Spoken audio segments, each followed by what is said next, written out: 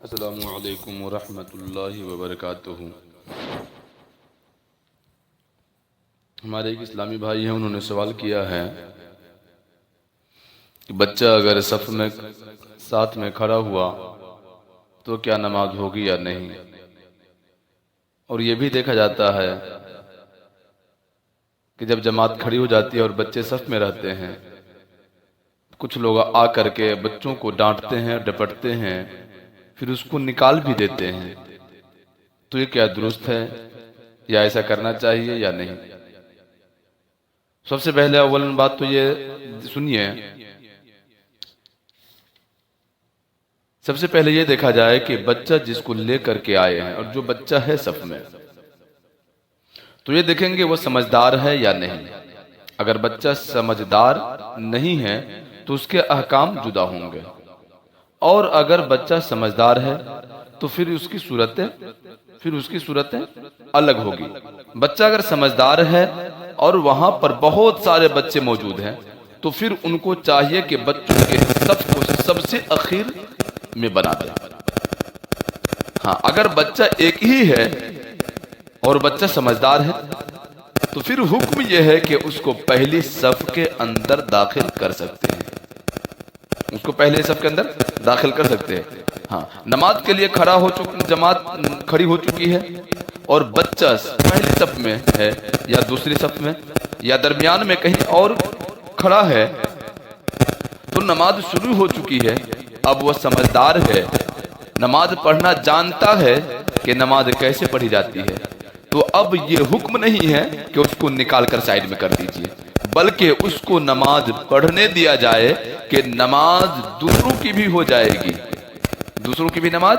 ہو جائے گی۔ ہاں، اگر بچہ ایسا ہے کہ وہ سمجھدار نہیں ہے، عقل و شعور والا نہیں، عقل و شعور نہیں رکھتا، تو پھر اس صورت میں مسجد میں اس کو لانے ہی کی اجازت نہیں ہے، بلکہ اگر یہ گمان ہے کہ بچہ مسجد میں چل کے مسجد کو گندا کرے گا، مسجد میں شور و گل کرے گا، مسجد کے ادب کو نہیں بجا لائے گا، مسجد کی بے حرمتی کریں گے، تو پھر ایسے بچے کو مسجد کے اندر لانا ہی جائز نہیں ہے۔ بلکہ ایسے بچوں کے بارے میں آقا کریم صلی اللہ علیہ وسلم ارشاد فرماتے ہیں کہ اپنی مسجدوں کو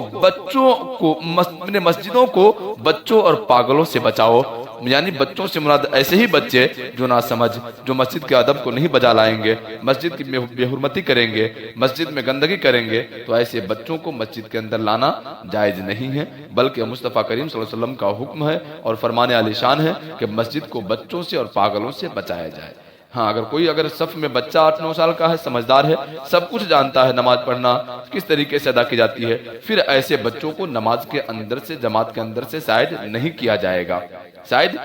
جائے گا۔ کچھ ایسے لوگ ہوتے ہیں جو بچوں کو باہر کر دیتے ہیں، سائیڈ کر دیتے ہیں۔ ایسے لوگوں کو اپنے علم کا محاسبہ کرنا چاہیے،